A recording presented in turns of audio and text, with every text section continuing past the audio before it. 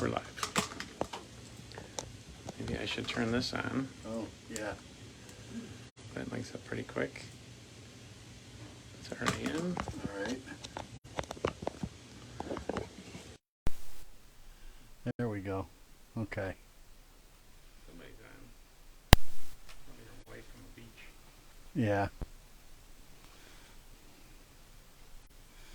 All right. How's your sound check? Uh,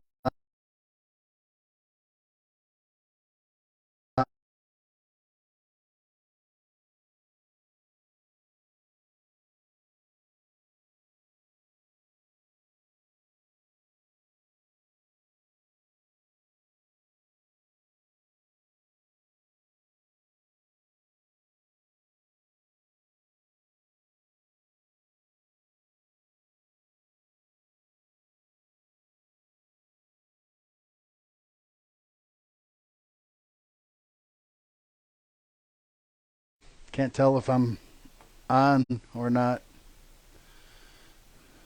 Can't tell if I'm on or not. Well, there I'm on. Okay, we got sound. All right. Our Wi-Fi is not cooperating. I've been locked out a couple of times now. So let's hope we can get through this without losing it again. All right, so welcome everybody. Myra, Trevin, Russ. Okay. So how's everybody doing? Hope everybody's doing well. Gotta get rid of some stuff here and make a little room. We got a big thing here to work with today. So we'll give another minute or two for people to join us since we were a little late. Everybody might not know we're here.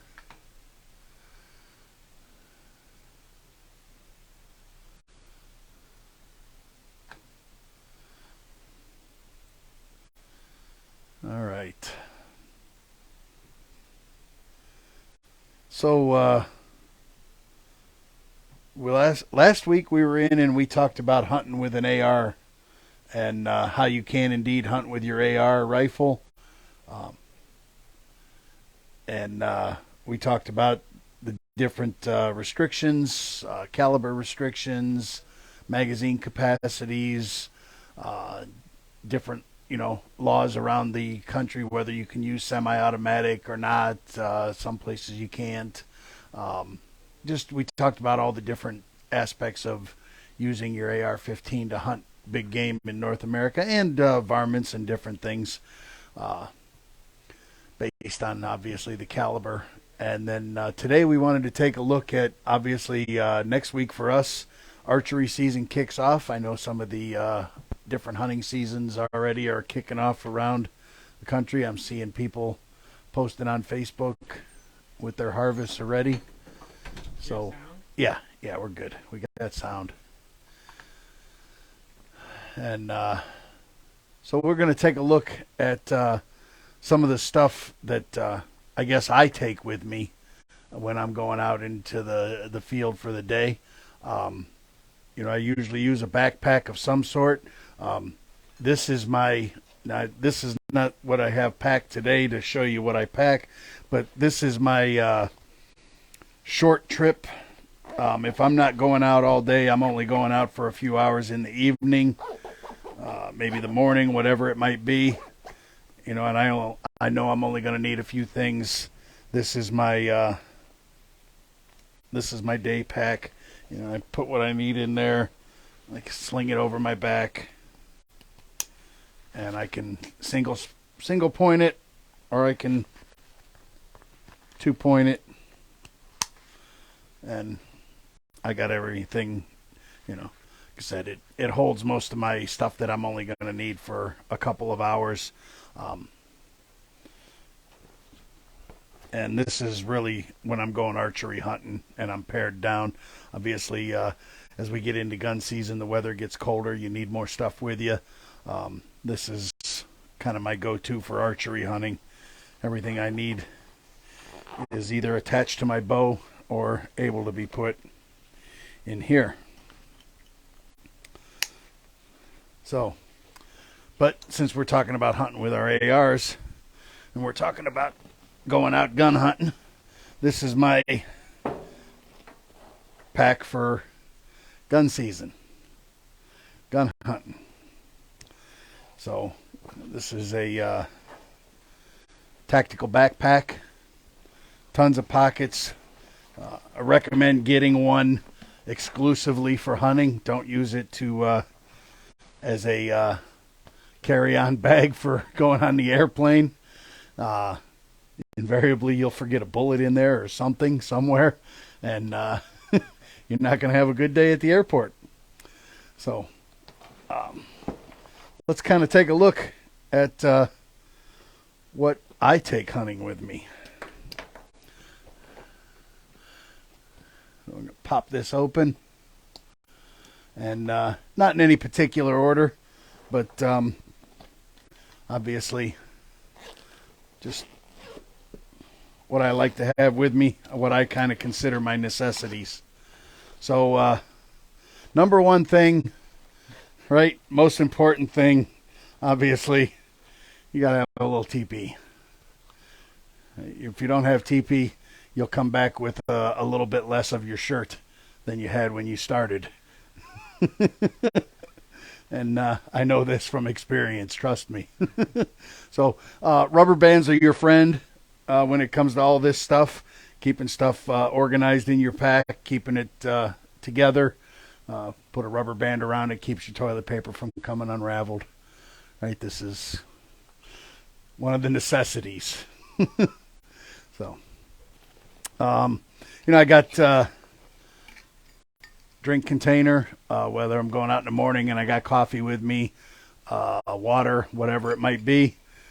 I got a cooler, and with that, somewhere in here, I have a, I'll have to find, it'll pop out here somewhere. The little flavored fizzy things that you can flavor your water with, orange, watermelon, whatever it is you like. Yeah, right. That's a good idea. This thing's pretty waterproof. It doesn't. It's not going to get wet in a light rain. And if it's downpouring, I'm probably not out there anyway.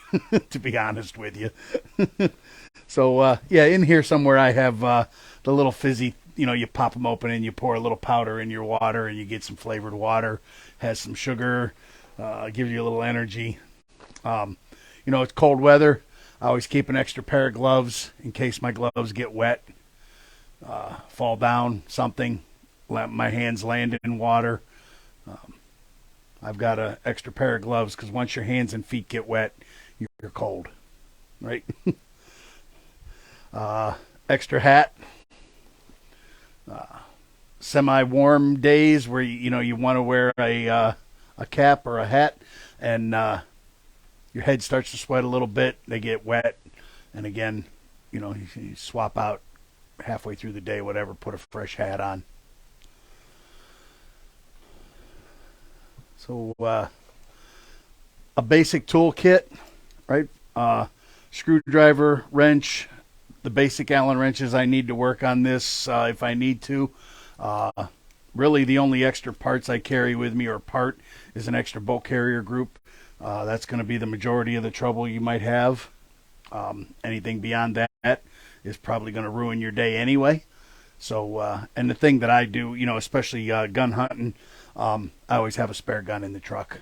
Right, the gun I take out with me, I got a spare gun in my locked up in my case in my truck.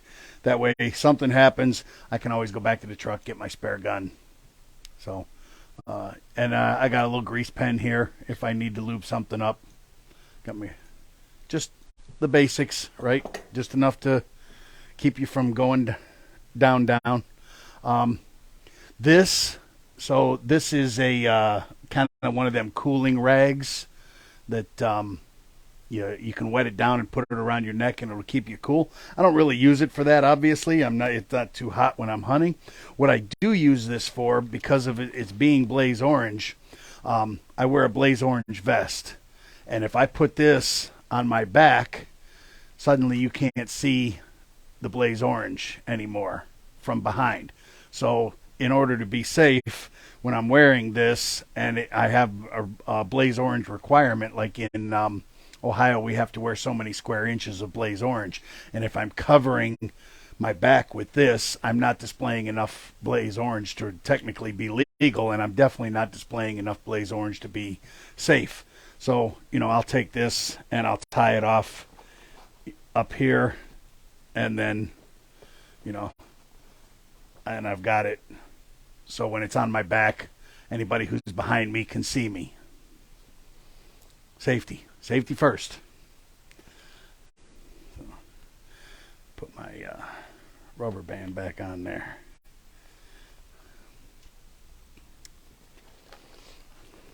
Okay. Now, I hunt from a tree stand. I hunt from a blind. This is my safety harness. Most of my tree stands, I leave the ratchet strap around the tree. It's up there already. So, and really, I'll show you a little secret of what I do with this. Even if I know I'm not going to be going up in a tree stand, I still carry this with me. And here's what I use it for. It goes in conjunction with my deer drag. Okay? So, if I get a deer, right, I can take this, put it around the deer, loop it through, tie it off on his head, her head, whatever it might be. Then I loop that through this on the backside and wrap it around. And so what I've now got is hands-free dragging. So I cinch this all up. The deer is attached to me via this, and my hands are free, and I can just walk, and the deer is coming along behind me. So this leaves me free to hold my gun, the backpack, anything else that I might need in my hands. My hands are kept free for what I need to do, and I'm still able to drag the deer out. So you've got a nice 2-point safety harness that acts as a drag at the same time, and it keeps you safe while you're up in the tree stand. And again, safety first. Please do not climb a tree stand, get up in a tree and sit up 20, 30 feet up in a tree without a safety harness. I beg you not to do that. Shop I used to work at, the owner of that company, one of his friends that he went to high school fell out of a tree stand and is paralyzed to this day from the neck down. So, because he didn't have a $30, $40 safety harness. So, safety harness that acts as a drag in conjunction with your deer drag. This is about 6 or 8 foot long. Gives you plenty of room to tie off around the deer, tie off around the head, strap it to yourself, and away you go. Early season, I keep a little bug repellent. I hate mosquitoes. They get irritating. Keep a little scent killer. Spray down my hat, my gloves, different stuff. Always have a knife for field dressing. I carry not only this knife, but I also carry my pocket knife. And this was my dad's. This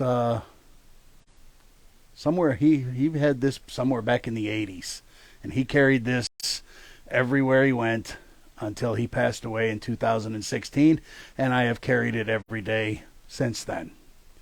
And boy, the deer this thing's gutted. the deer that this thing is field dressed from him and me as well.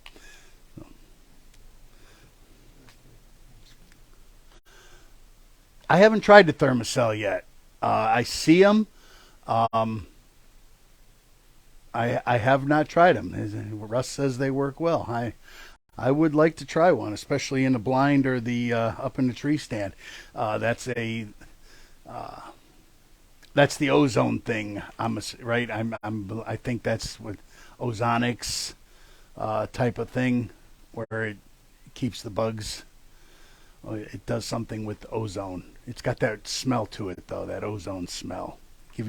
But it doesn't seem to bother the deer. So,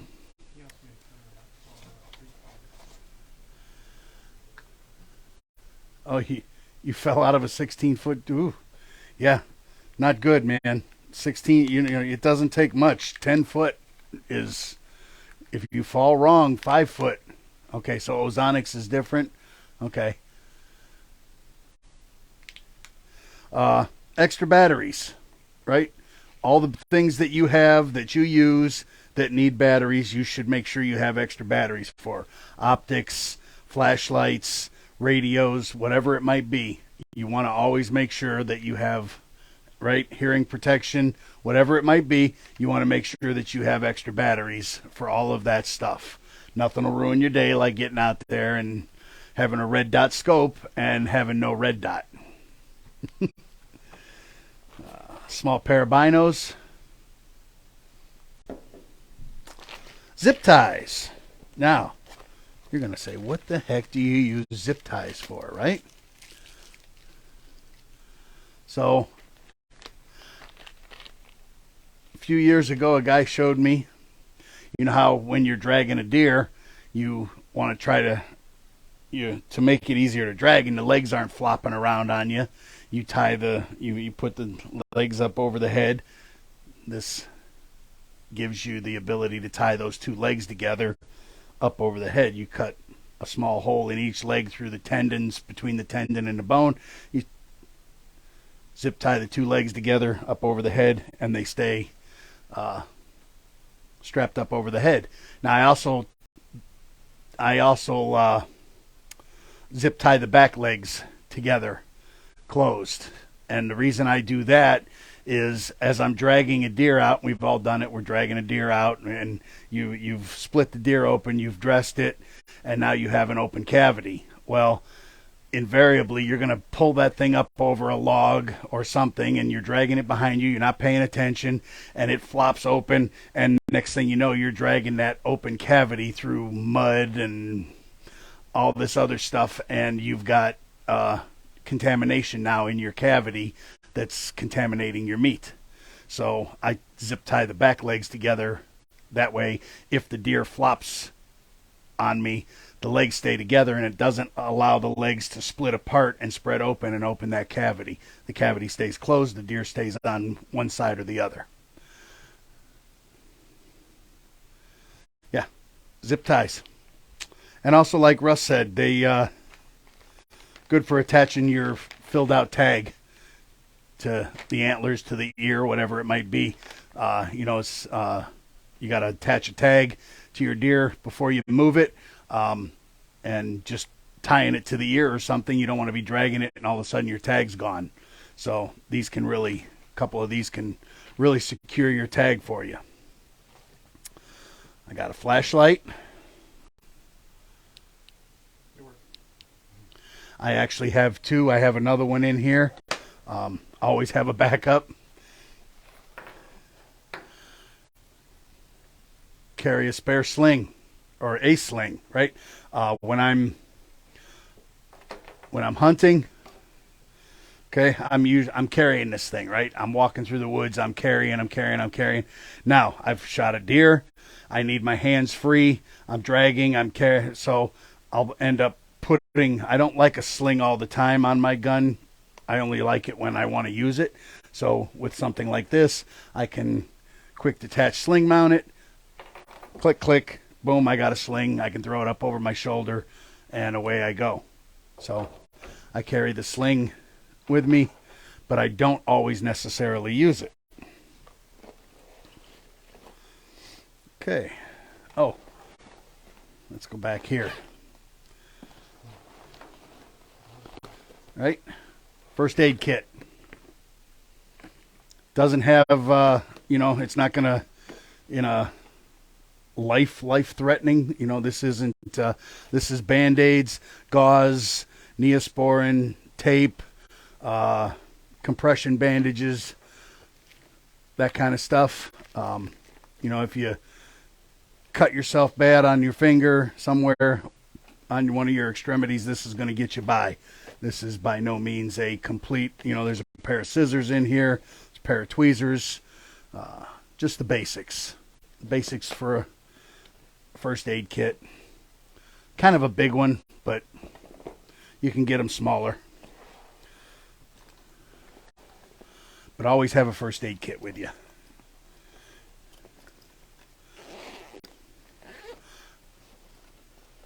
We've all cut ourselves. Oh, I have another sling. Hey, look at that. Snacks. Right? Now, if I know if I'm going out for a few hours or whatever, I got some almonds, I got a granola bar, I got a peanut butter bar, got some Fat Bomb keto thing here, sweet and salty nut bar, right? Just some snacks that I can eat on while I'm out there. Let me see. Okay. Spare magazines. Keep a couple spare magazines in here. Obviously, I have the one that's in my gun, and then I have another one in my pocket, but I always throw a couple extras in my pack just in case, right? They don't hardly take up a lot of room. They don't take up a lot of weight, and, you never know. Spare battery for my phone. So if I get caught out overnight somehow, some way, I need my phone, and my phone's dead, right? And make sure you got this charged the night before you go out. So, spare battery. There's my other flashlight.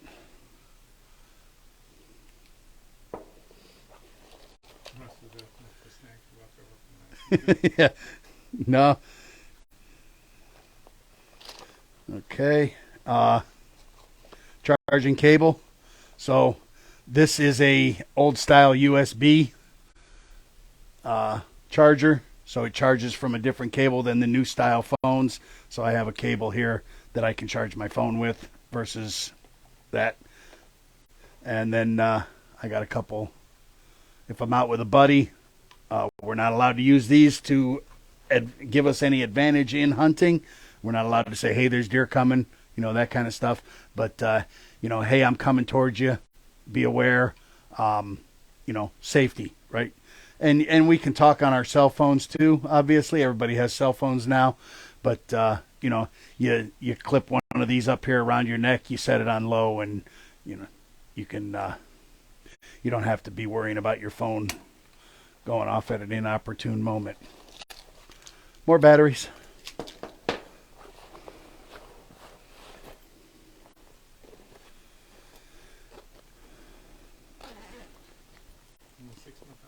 Yeah. Okay. Poncho. Rain poncho. Full rain suit can be a little bulky and take up a lot of room. These things, you can buy them for, a 2-pack for a couple of dollars. And when you're done with it, you take it off and you throw it away, right? And it doesn't take up any room. So I always use them just because of the fact that they're cheap and I can just throw them away. Extra carabiner, however you pronounce it. Got one here on the outside, an extra one here. You just never know, right? Good things to have. Spare ammunition. We've got a 3-round rule here in Ohio. I got 2 magazines, one in the gun that's got 3, and another one in my pocket that's got 3. If I shoot 6 shots in one day and I don't hit a deer, I'm going home. I've never shot 6 shots in one day out deer hunting in my life. I have shot 2 or 3, but a couple at one deer, maybe one at another deer, something like that. But you just never know, right? And to have, again, Doesn't take up a whole lot of room, doesn't take up a whole lot of space. Have some extra ammo with you. Orange tape. And this isn't really tape. This is orange, just plastic stripping. So I use this for trailing. If I've hit a deer and the deer's run off, especially use it a lot during archery season, not so much gun season. They don't tend to run real far when you shoot them properly with the right ammunition in the right place with a gun. They don't usually tend to go far. I say don't usually because there are exceptions to that rule. A big old buck sometimes, I hit one several years ago square in the chest with a 450 Bushmaster, and he still went 60, 70 yards down over the hill and started up over the other side. And wasn't hard to find, though. There was a heck of a blood trail there. But so like in archery season, you're blood trailing a deer, and it can be a very slow, methodical process. You look for where that deer went into the woods, where it exited, where was the last place you saw it, and really mark that spot. And then go to the impact spot, try to find your arrow. And I know I'm getting into archery here a little bit, but what I do with this is I mark my trail as I'm walking, and I find a spot of blood. Okay, there's a spot of blood right here, and I'll tie a piece of this. I'll pull a piece of this off. I'll tie it to the tree, and then from there I start looking. Right? Okay, there's another spot of blood 10 feet up here. I move to that spot of blood. I put another one of these up. Every time I find a blood spot as I'm trailing, I put a piece of this up. So if I get lost, I'm not saying I get lost. If I get lost on the trail, I've lost the blood trail. Okay, now all of a sudden I can't find which way did he go, where did it go. It's really nice because you can turn around and look back through the woods, and you can kind of see, right? Okay, where's the straight line? If the deer is hopefully running in a straight line, and you look back through the woods, you can say, okay, this is the straight line. My blood should be right here somewhere, right? And then I keep going on that straight line looking for that blood until I find more blood, and then obviously I mark it. So some guys use toilet paper. I've seen guys take their toilet paper and pull off a square, slide it on the tree somewhere somehow. This is nice because it's biodegradable and it just disappears. You'll come back in 3 or 4 years and these things, you're orange. So if you can, it's nice to go back and get it off of the tree, especially if there's other people hunting in your area and they happen to shoot a deer in the same area you do and they're doing the same thing. Next thing you know, the trees are full of these little orange streamers and you're not sure which ones are yours and which ones aren't. So if you can go back and pull them off when you're done, that's great.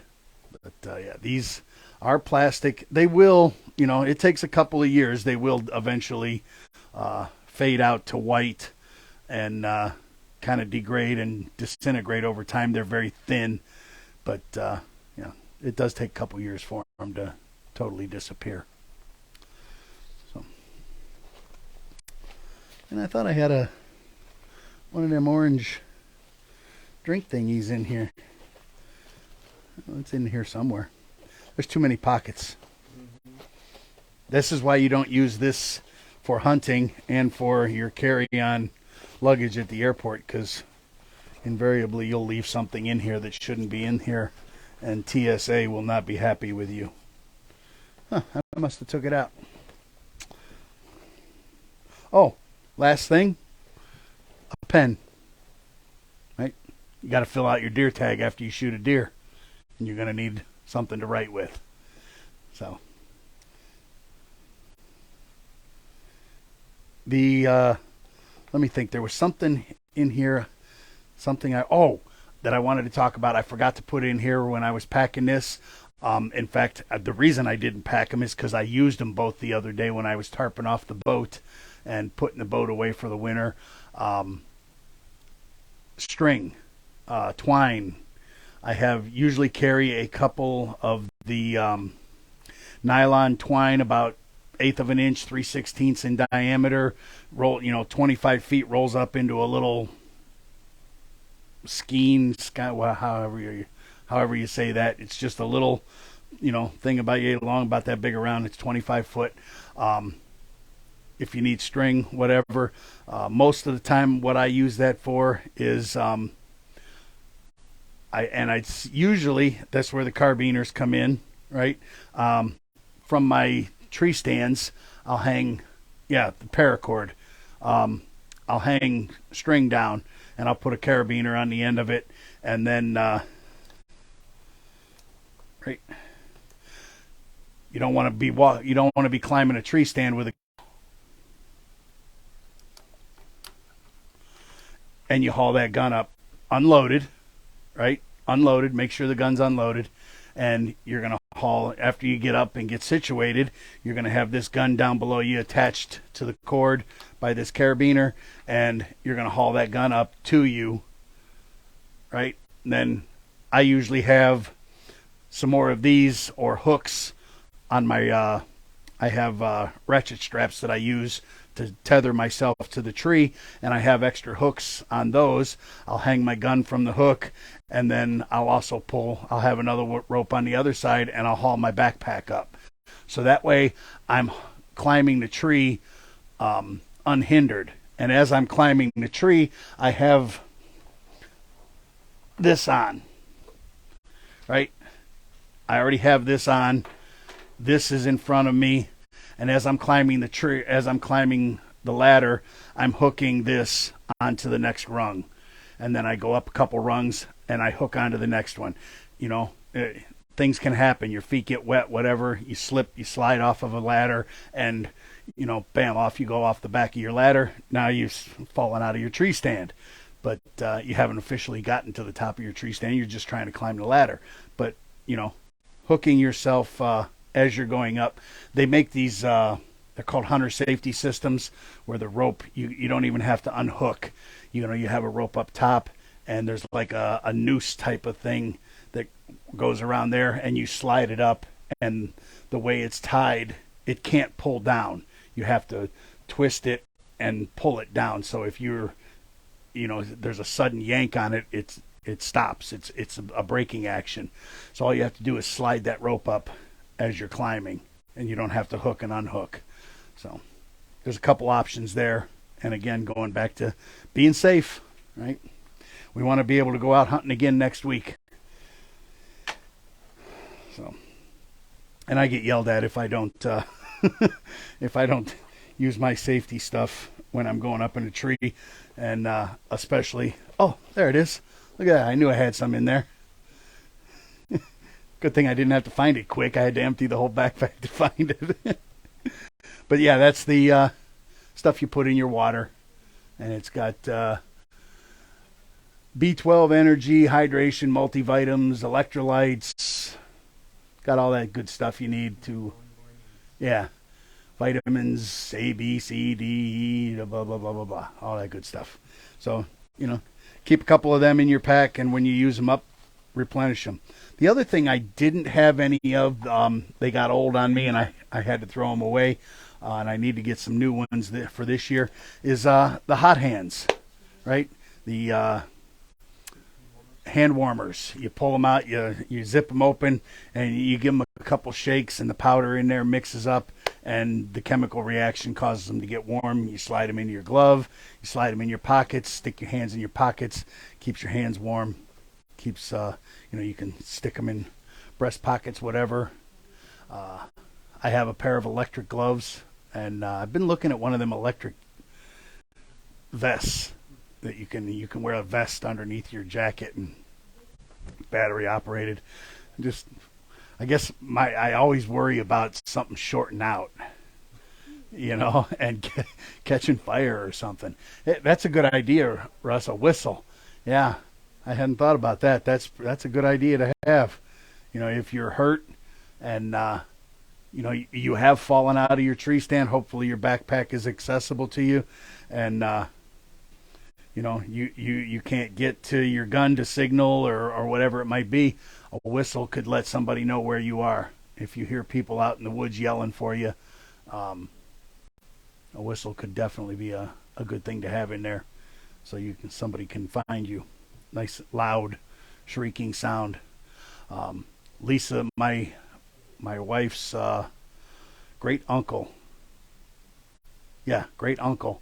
He fell out of a tree. It wasn't a tree stand. It was a down tree, and he was walking. He was up off the ground 10, 15 foot, and he was walking up the tree, and he fell out of the tree, and broke a couple ribs, messed himself up a little bit, and there was nobody else out there with him. No way for him. This was pre-cell phone. This was a long time ago.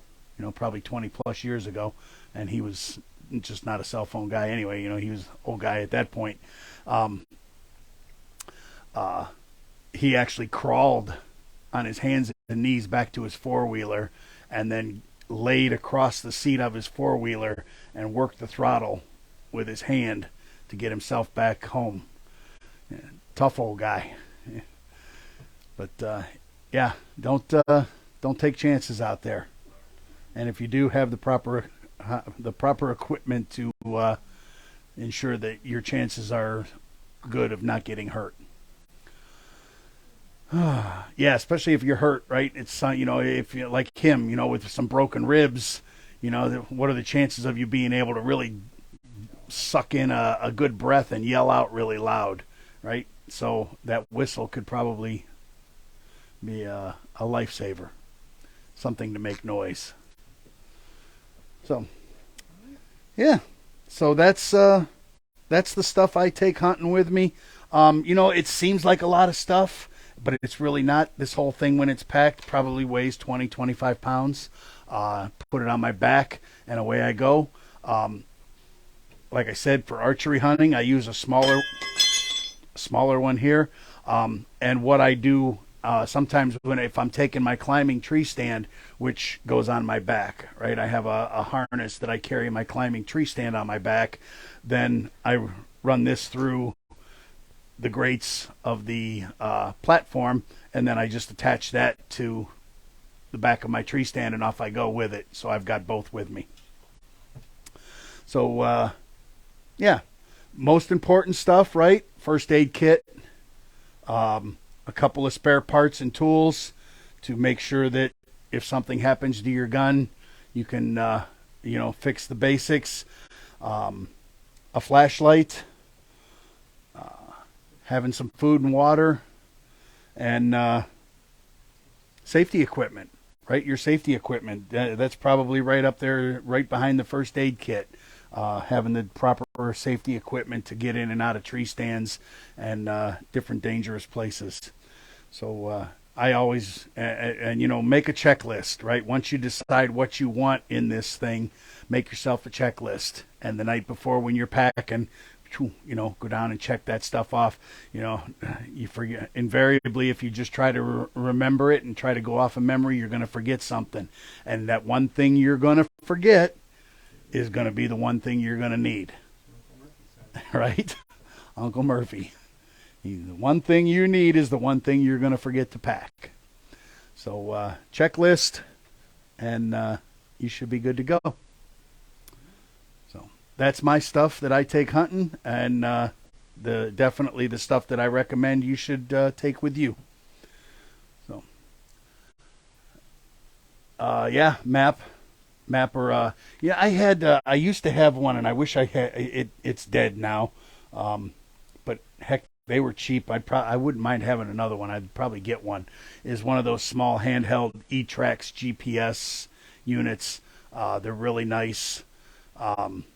You get out of the truck, you mark your truck, and you go out there, and even if you get lost, hit boom, find truck, and it'll take you right back. And that thing was great. It was accurate within 25, 50 feet. Yeah, there is some offline apps. If you have cell service, obviously you can use your phone. speaking of phones, Onyx, Hunt Stand, some of the different property line apps, must have. Must have. Here in Ohio, if you cross property lines and you're caught trespassing, it can be up to a $500 fine. And ignorance is no excuse, right? I didn't know. I thought I was on, and it's no excuse. You're gonna get a ticket for trespassing if the property owner calls on you. So download one of those Hunt Stand apps on your phone. That way you make sure you're staying where you're allowed to be hunting and you're not infringing on somebody else's private property. Okay, so join me next week. We're going to talk about ammo selection for your AR for hunting purposes, whether it be deer, elk, moose, bear, coyotes, pigs, whatever it might be. We're going to talk about ammo selection for hunting. So we'll see you guys next week. Thanks for joining me. Remember, you don't have to be an expert to build your own AR, to upgrade it, or maintain it. We're here to help you do that.